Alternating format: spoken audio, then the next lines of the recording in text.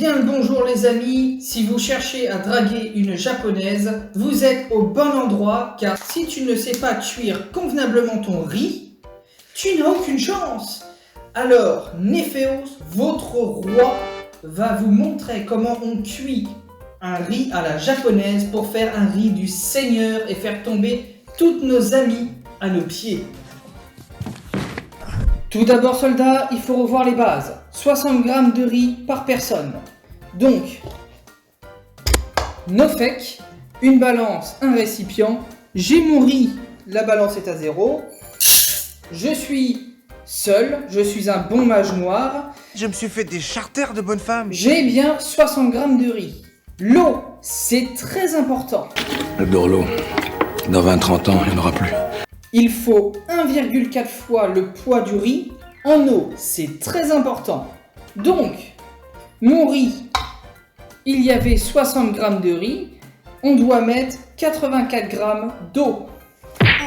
Hop, on remet la balance à 0, on a de l'eau et, quel hasard, 84 g d'eau.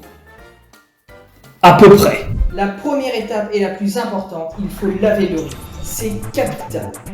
Laver le riz est très simple. On met de l'eau dans le riz, un petit peu, et avec notre main, on va venir mélanger frénétiquement. Donc il faut vraiment que les grains se frottent contre eux pour enlever toutes les saletés et l'amidon qu'il y a dessus. Donc la technique, c'est vraiment pas plus de 5 minutes quoi.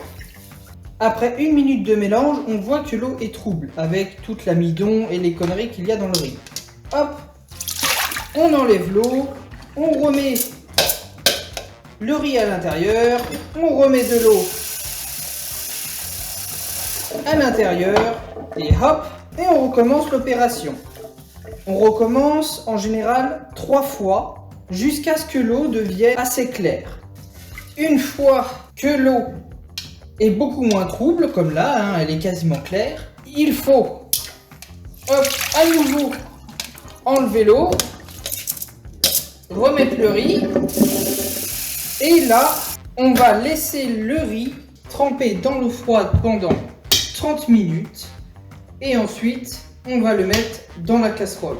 Quelques minutes plus tard... Une fois nos 30 minutes passées, on égoutte le riz, hop.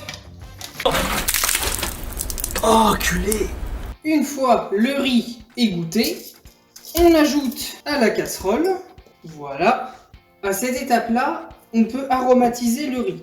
Donc il y en a qui mettent un petit peu de curry. Moi j'aime bien mettre quelques gouttes de vinaigre balsamique.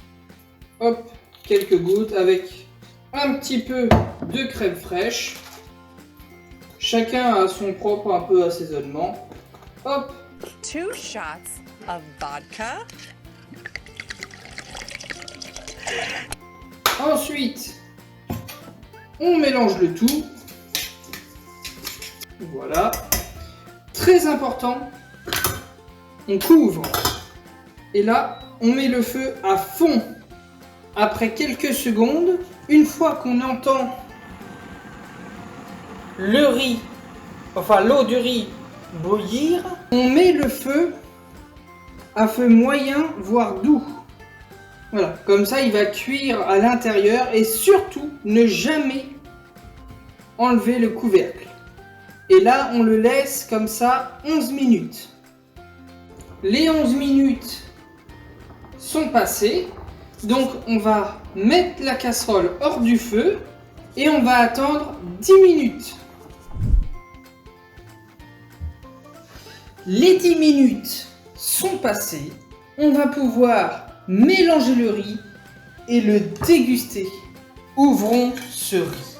Ah, il est parfait. Regardez-moi ce riz. Voilà le riz façon japonaise. Il est mou, il n'est pas forcément collant. Et surtout ce goût, ça fait ressortir tous les arômes.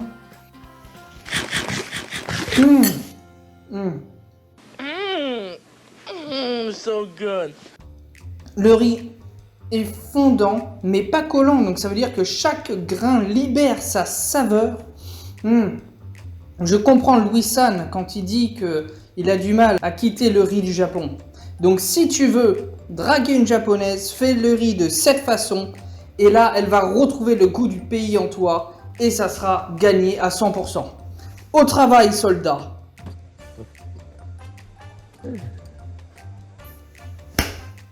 Sur ce, portez-vous bien. Il me reste la casserole à manger. Mais surtout, n'oubliez pas qu'un rien peut tout changer. C'est rigolo.